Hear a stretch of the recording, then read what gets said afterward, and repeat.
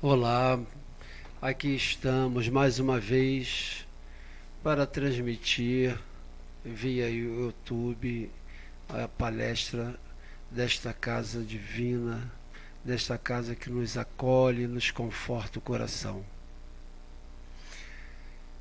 Vamos para isso pedir a proteção dessa espiritualidade, desses espíritos amorosos queridos que nos sustentam e nos dirigem.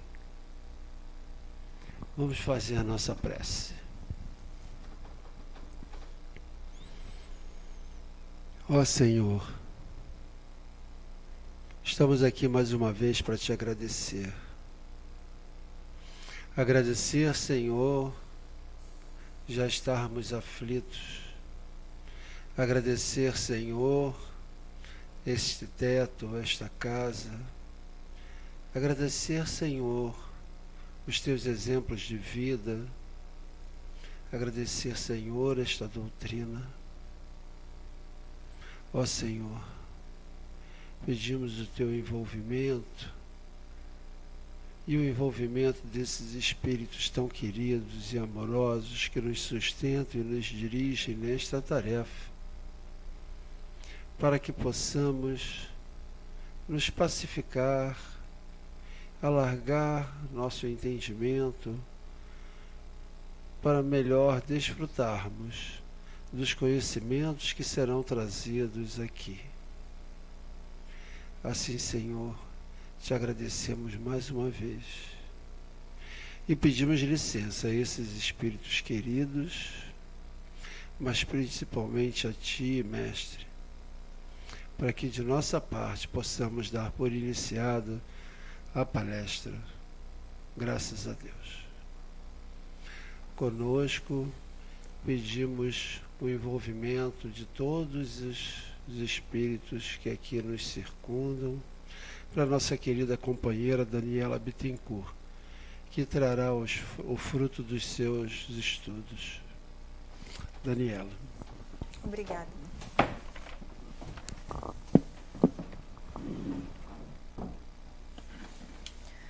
Bom dia a todos. Que a paz do Mestre Jesus possa estar nos envolvendo, nos amparando, nos apoiando, não somente hoje, como durante todo o percurso da nossa jornada. E desde já agradecemos a oportunidade de estarmos aqui, nessa casa maravilhosa que nos ampara, nos apoia, nos abraça, nos acalenta, podendo dividir com cada um de vocês um pouquinho dos estudos que foram nos oportunizados para amanhã de noite. Desde já a gente entende importante começar lembrando um breve trecho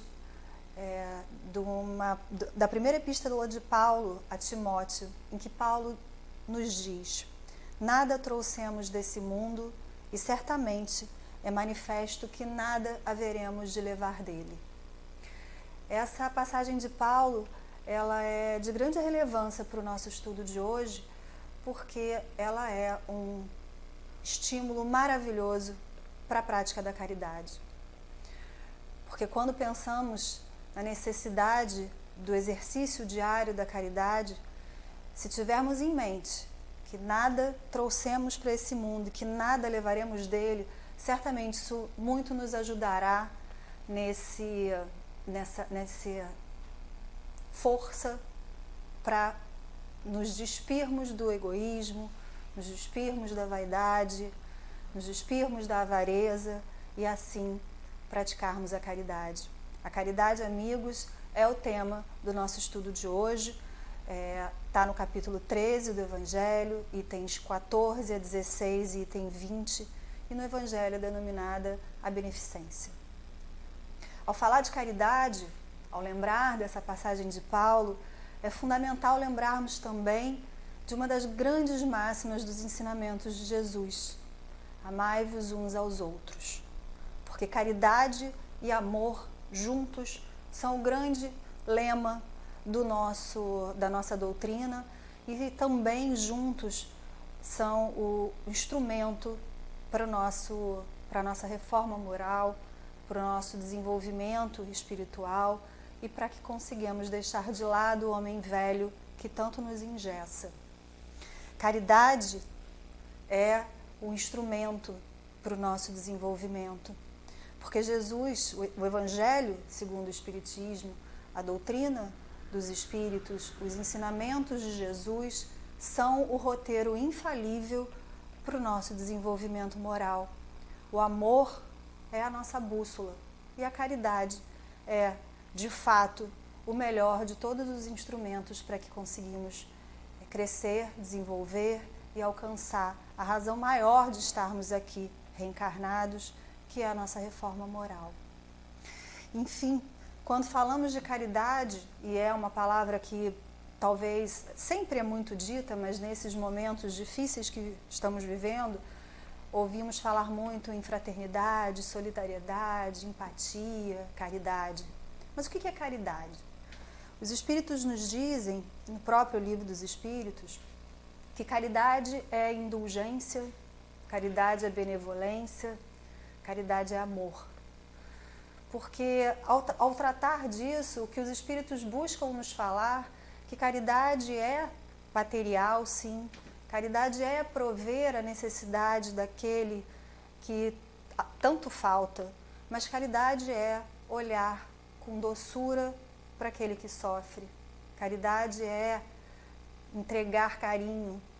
Caridade é ter cuidado. Caridade é apoio.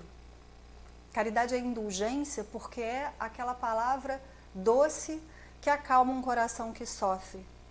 Caridade é indulgência também, como ensinam os Espíritos no Livro dos Espíritos, porque a caridade não julga, a caridade não coloca a luz nos defeitos e nas dificuldades do outro. A caridade é, portanto, seja ela material ou moral, ela é a antítese do egoísmo. E Jesus, meus amigos, é o grande e maior exemplo que tivemos de demonstração diária, constante e eterna de como praticarmos a caridade, porque Jesus sempre se colocou abaixo das suas próprias necessidades, sempre colocou o outro acima de tudo, porque de fato ele nos amou como nos conclamou a amarmos. Essa casa, amigos, é um grande centro de caridade. Essa casa é um exemplo diário do exercício da caridade. Porque essa casa dá o pão a quem sente fome. Essa casa dá água ao sedento. Essa casa dá cobertor ao que sente frio. Essa casa dá remédio para aquele que está doente. Mas essa casa acolhe. Essa casa abraça. Essa casa recebe. Essa casa ampara. Então, esta casa é sempre um exemplo de caridade. Esse prédio na selva urbana do Leblon é uma fonte de luz e de amor. É caridade e amor. É exemplo da máxima do Senhor que nos conclama a amarmos uns aos outros. E, ao assim proceder, essa casa honra as palavras de Paulo, que nos disse que nada trouxemos desse mundo, para esse mundo, na verdade, e nada levaremos dele. Mas caridade não é tão somente entregar o pão, a água, o remédio, o cobertor. Caridade, como dissemos, é fazer tudo isso com amor. E ela muito se diferencia da esmola. Também no Livro dos Espíritos, e no próprio Evangelho, nos itens objeto do nosso estudo, são trazidas reflexões que são muito importantes de internalizarmos sobre a diferença entre caridade e esmola. Porque a caridade, ela jamais é feita por obrigação, como um ato automático, né? A caridade não humilha. E quando a gente para pensar, de fato, o nosso cotidiano nos permite perceber essa diferença.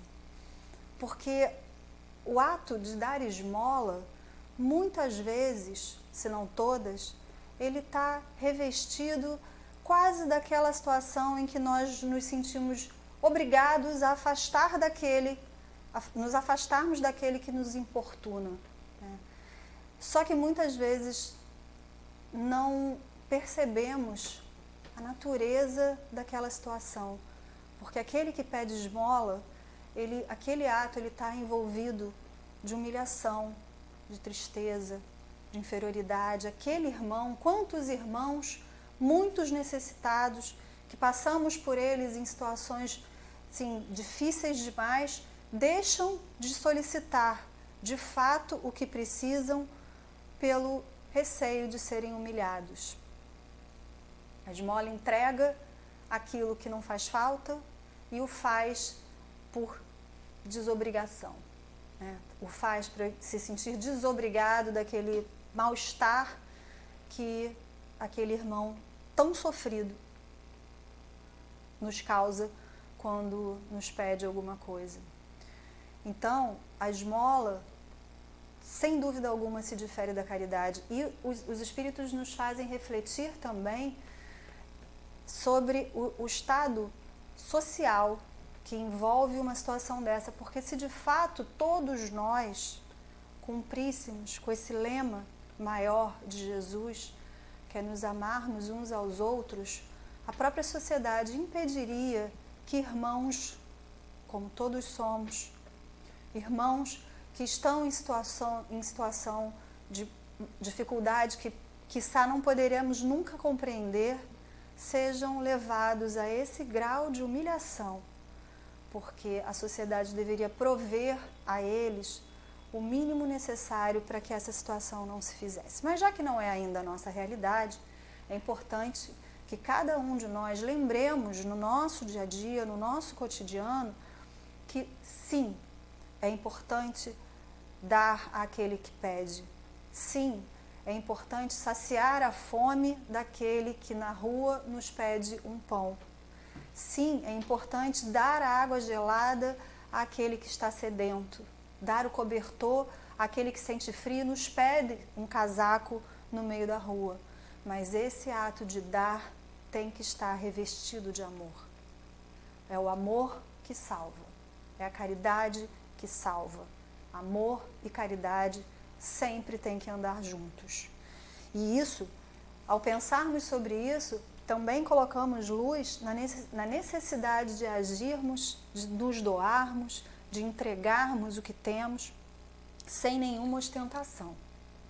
A ostentação também, ela é completamente distinta do que o conceito real de caridade. Caridade não se faz com ostentação. Caridade não se faz para que os nossos nomes sejam aplaudidos. A caridade não pode ser feita para que coloquemos uma placa e tenhamos sempre do outro o reconhecimento de que somos dadivosos, somos benevolentes, somos especiais.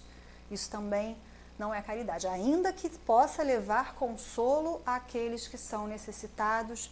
Isso está muito distante do que de fato Jesus nos propõe quando nos conclama a nos amarmos uns aos outros.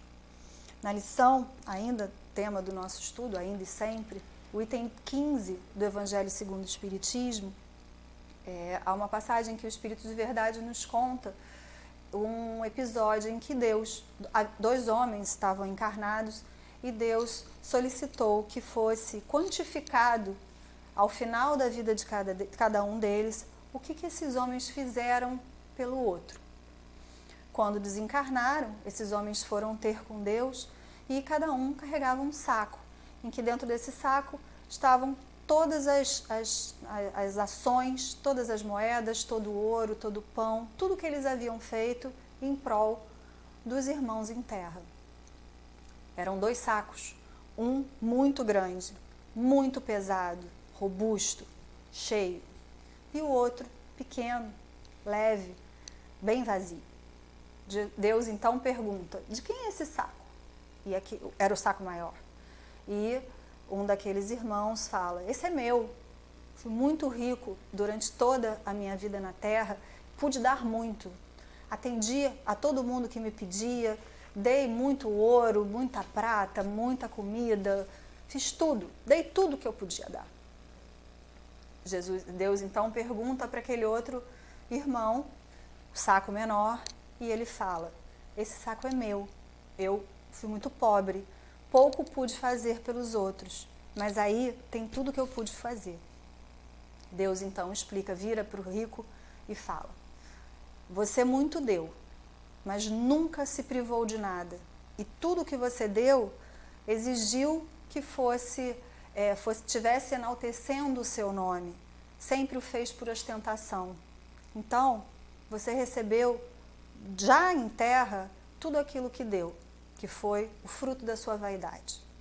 Vai para lá e aguarde, porque há muito ainda a ser feito. Virou para o pobre e falou: meu amigo. Eu confesso que quando eu leio essa passagem e imagino Deus virando para qualquer um de nós e nos chamando de amigo, isso já fala por si. Mas Deus virou para esse irmão e falou: meu amigo, de fato o seu saco não está muito cheio. Por outro lado, você fez tudo o que podia.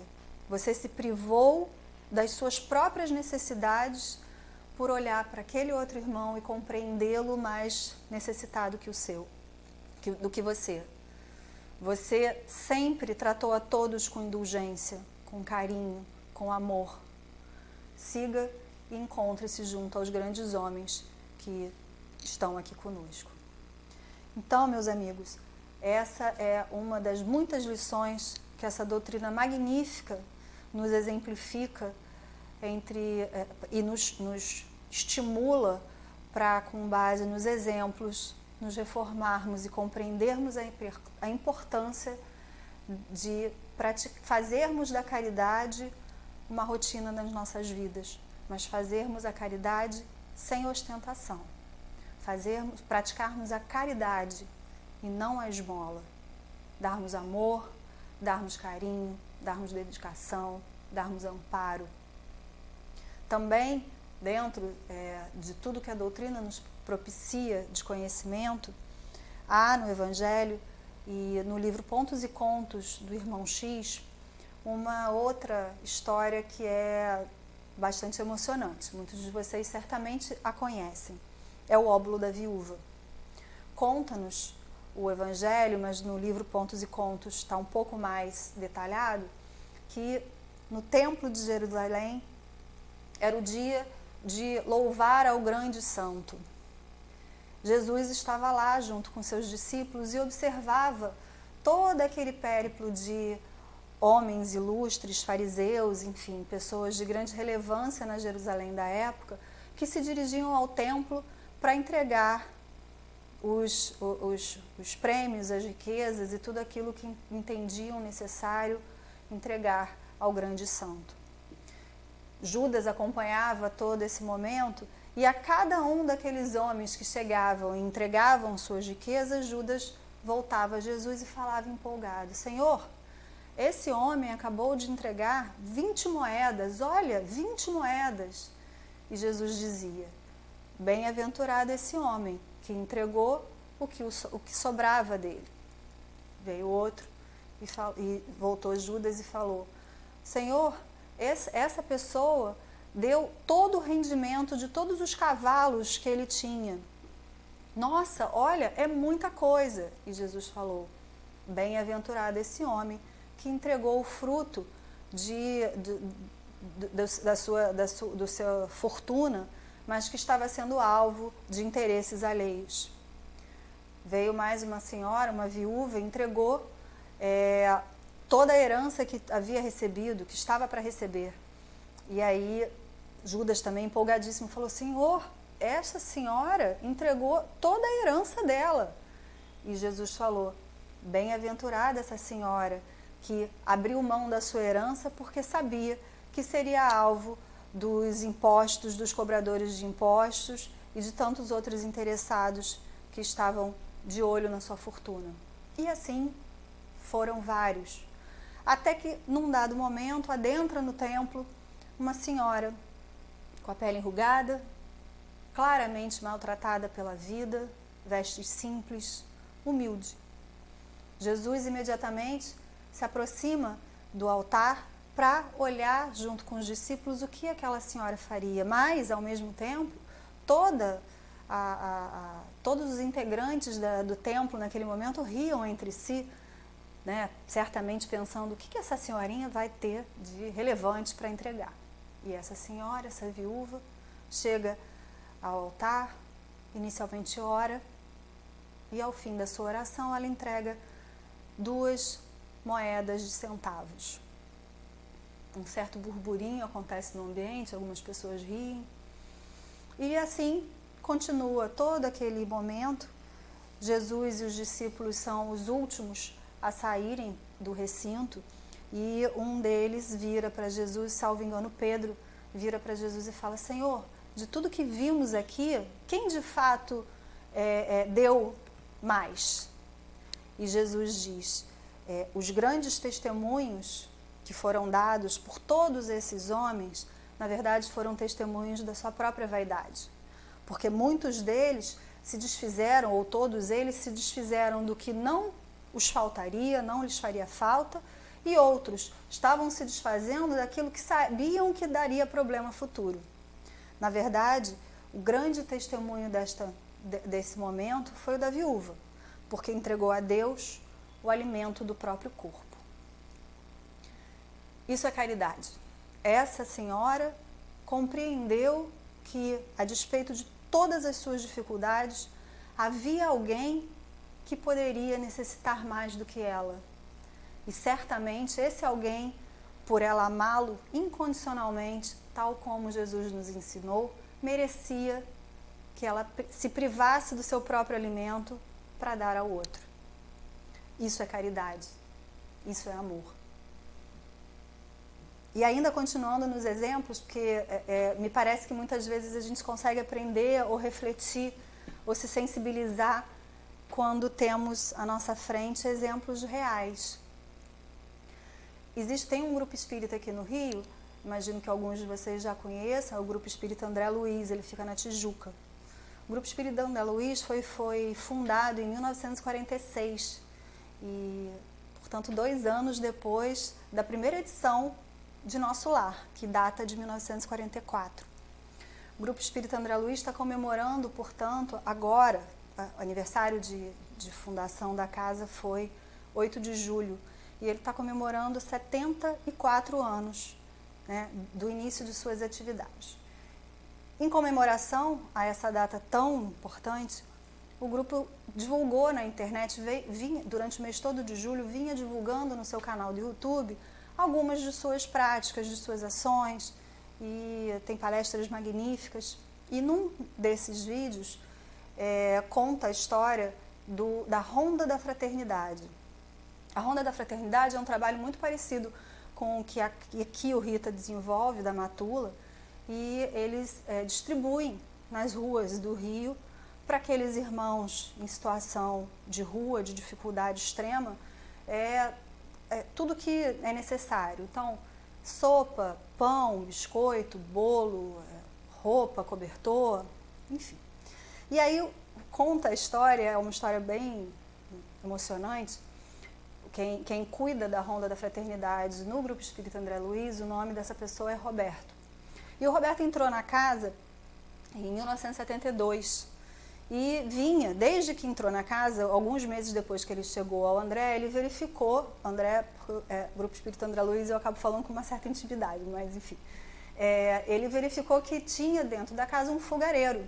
E aí ele foi dirigir-se ao presidente da casa e falou: eu gostaria de fazer o trabalho da distribuição de sopa, você me permite, já que tem um fogareiro aqui? E à época o dirigente da casa falou: não, esse tipo de trabalho não é o perfil de trabalho do Grupo Espírita André Luiz. E o Roberto, resiliente, insistia e ouvia sempre a mesma resposta: esse tipo de trabalho não é o perfil do Grupo Espírita André Luiz. Até que depois de 2 anos, o Roberto, realmente insistente, e aí a gente vê como é que quando o amor transborda, ele é insistente, resiliente, dedicado, né? E aí depois de 2 anos pedindo, ele virou e falou assim: olha, Então eu queria fazer um pedido. Leva, por favor, esse meu desejo de fazer a ronda da fraternidade, distribuir a sopa para aqueles que estão em situação de rua. Leva esse meu pedido para a espiritualidade dirigente da casa, né? Para os guias da casa, para ver o que eles falam.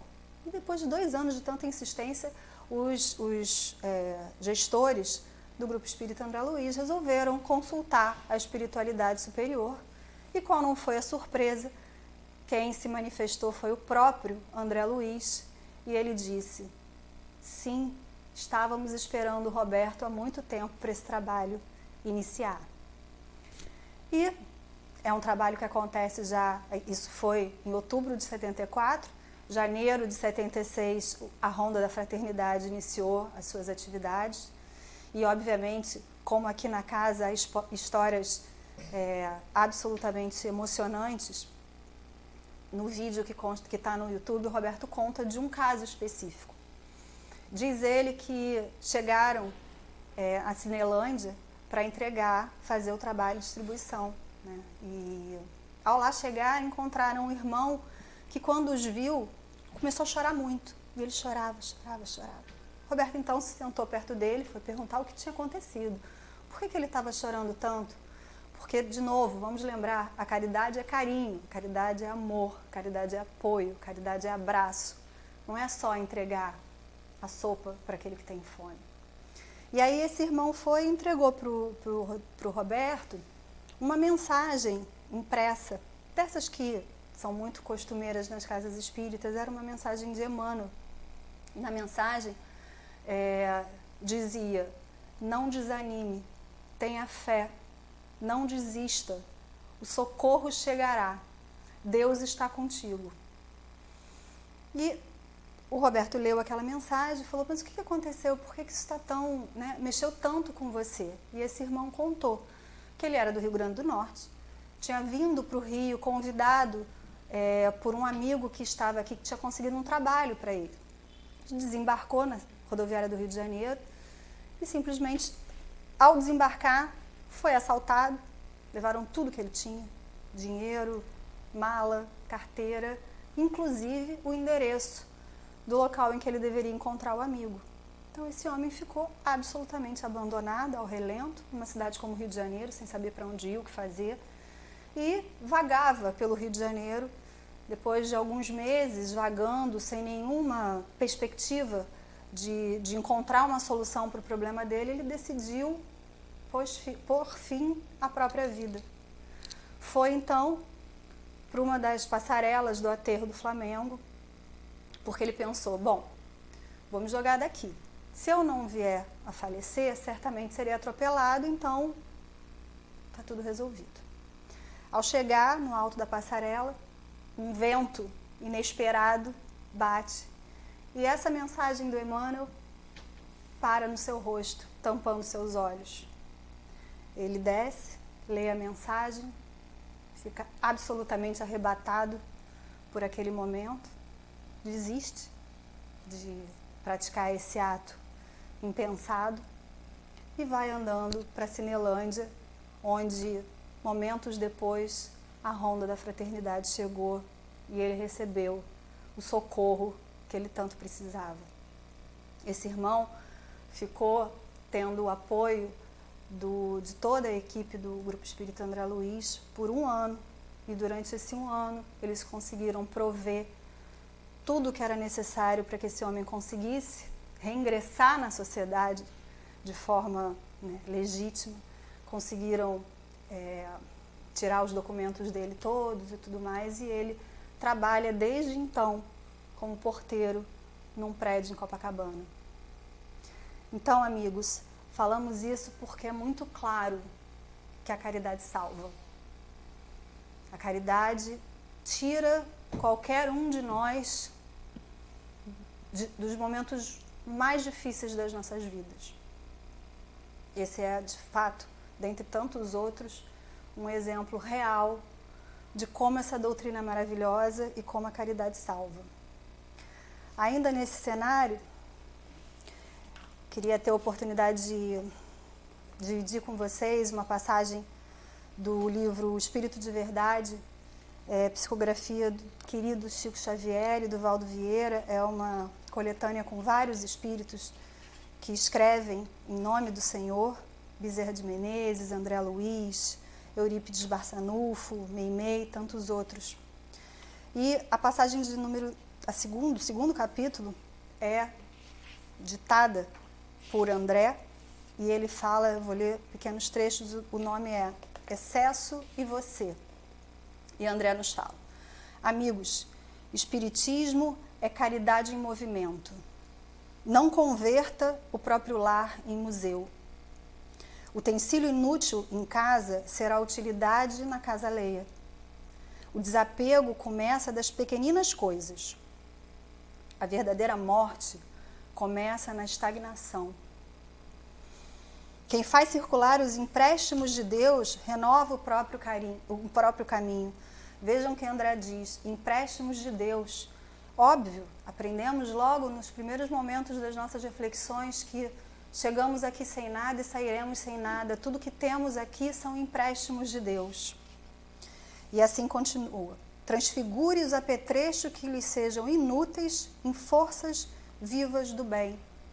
Retire da despensa os gêneros alimentícios que descansam esquecidos e leve-os para a distribuição fraterna. Revisite o guarda-roupa, libertando os cabides das vestes que você não usa. Estenda os pares de sapato que lhes sobram aos pés descalços que transitam em derredor. Transforme em patrimônio alheio os livros empoeirados que você não consulta, endereçando-os ao leitor sem recursos. Renovemos a vida constantemente, cada ano, cada mês, cada dia. E o mais relevante, se é que é possível escolher algo aqui que seja mais relevante, diz-nos André: previna-se hoje contra o remorso de amanhã. O excesso de nossa vida cria a necessidade do semelhante. Eu vou repetir. O excesso de nossa vida cria a necessidade do semelhante. Lembremos do que diz o Livro dos Espíritos, que uma sociedade realmente justa e amor, caridade, fraternidade é a lei de justiça, não colocaria ninguém em situação de extrema necessidade. Então, André nos fala, o excesso de nossa vida cria a necessidade do semelhante. Ajude a Casa de Assistência Coletiva, o Rita, a Casa de Assistência Coletiva. Divulgue o livro nobre. Não há livro mais nobre do que qualquer um dos livros editados por Kardec. Medique os enfermos, aplaque a fome alheia, enxugue as lágrimas, socorra feridas. Quando buscamos a intimidade do Senhor, os valores mumificados em nossas mãos ressurgem nas mãos dos outros, em exaltação de amor e luz para todas as criaturas de Deus. É isso, amigos. Caridade é isso. Caridade é amor, caridade é carinho, caridade é apoio, a caridade é material, mas é também moral. Porque a caridade espírita, ela entrega o pão que falta, mas ela dá a oportunidade da reflexão pela reforma moral. A caridade espírita conclama todos nós ao perdão das ofensas. A caridade espírita é indulgência, como já falamos. A caridade espírita, ela é o reconhecimento da dificuldade do outro. A caridade espírita abre as portas dessa doutrina maravilhosa, redentora, salvadora, acolhedora para todos aqueles que nos cercam. Porque se a gente lembra do episódio do Grupo Espírita André Luiz, desse irmão que foi salvo, esse irmão foi salvo não pelo grupo propriamente, ele foi salvo por toda essa horda de amor dos espíritos que estão na erraticidade e que conseguiram levar aquela mensagem para aquele homem, para que ele assim pudesse ser salvo, obstar o ato de desespero e encontrar quem o pudesse apoiar. Os espíritos estão sempre praticando a caridade na erraticidade. Quando a gente pensa em caridade espírita, a gente tem que lembrar de André quando nos diz de levar o livro, o ensinamento àqueles que precisam. Porque isso também sacia a alma, talvez mais, não posso mensurar, mas mais ou igual à sede e à fome. Caridade espírita, eu vou insistir sempre, é o que essa casa faz. Porque essa casa não distingue ninguém. Essa casa não separa ninguém. Essa casa une a todos. Essa casa pratica a beneficência sem fazer diferença de ninguém. Essa casa moraliza, porque ela oportuniza o roteiro maior que está aqui no Evangelho a todos que o buscam. E quando a gente pensa na caridade espírita, a gente tem que lembrar também que o trabalho, por exemplo, da desobsessão é exercício da caridade espírita, em que é possível, por meio da dedicação daqueles médiuns, levar alento àqueles espíritos que já estão na erreticidade e precisam de amor, de esperança, de carinho, de orientação. O trabalho dos guias e mentores dessa casa, que estão nos orientando todos os dias, todas as noites, incansavelmente, é caridade espírita. Os espíritos, meus amigos, quando nos mandam mensagens, seja nos trabalhos da mesa mediúnica, mas sobretudo em toda essa ampla literatura espírita que temos, né, a nosso dispor, eles estão demonstrando o que é a caridade espírita. Cabe a nós buscá-la. E isso nos faz lembrar também aquela passagem de Jesus a Pedro, está em Mateus capítulo 16, item 19, em que Jesus fala: tudo que ligares na terra será ligado nos céus, e tudo que desligares na terra será desligado nos céus.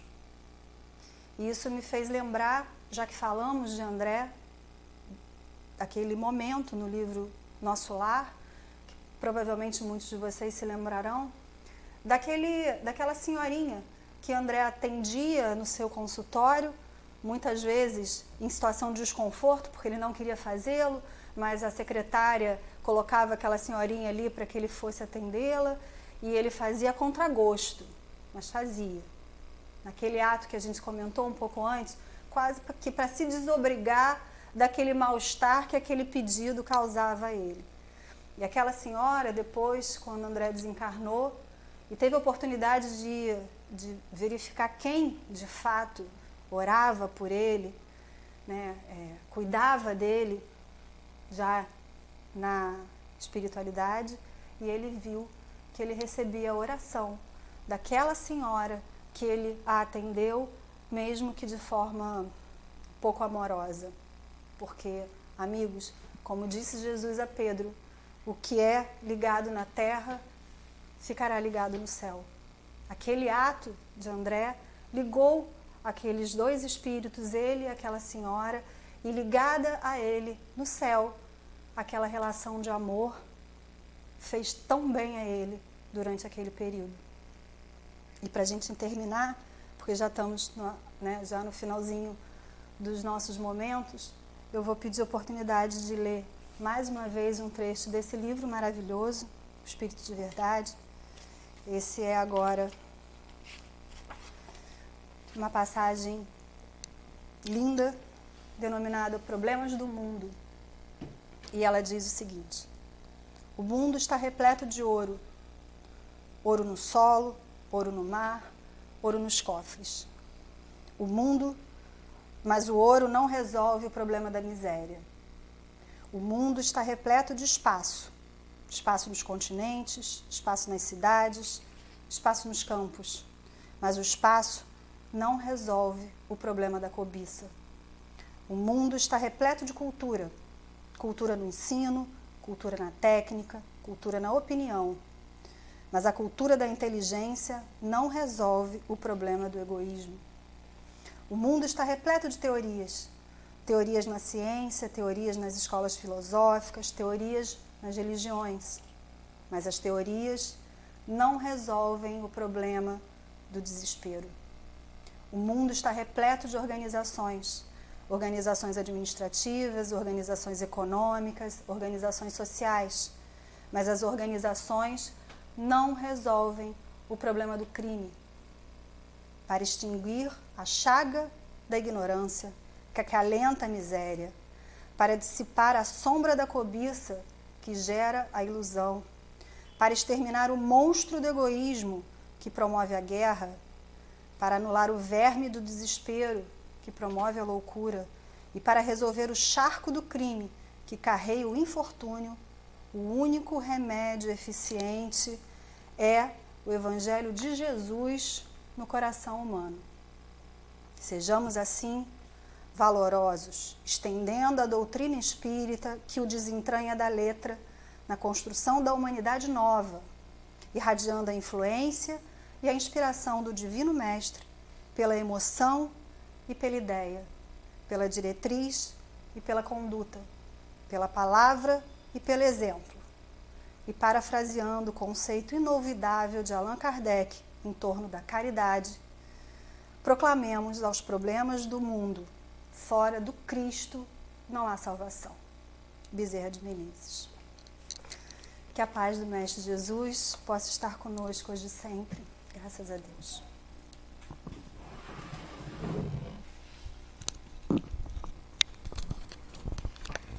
Obrigado, Daniele, pelas suas reflexões. Obrigado pelos seus estudos. E assim, desta forma, já pacificados, vamos fazer a nossa prece. Vamos agradecer novamente ao nosso Mestre querido, agradecer esses momentos que podemos passar refletindo sobre seus exemplos, agradecer todo o ensinamento e os conhecimentos que foram trazidos, agradecer estarmos tentando nos pacificar, tentando imantar as paredes dos nossos lares com nossas boas vibrações, com a nossa boa vontade. Assim, Mestre querido, queremos agradecer aos espíritos queridos que nos sustentam e nos dirigem, agradecer a tia Vera por este teto, agradecer esses tão valorosos e amorosos espíritos que contribuem com as nossas reflexões e os nossos trabalhos. Agradecer, Mestre, a Ti, pelos Teus exemplos de vida e pelo Teu Evangelho. Agradecer a Kardec por ter codificado esta doutrina maravilhosa que nos sustenta, que nos acolhe, que nos consola o coração.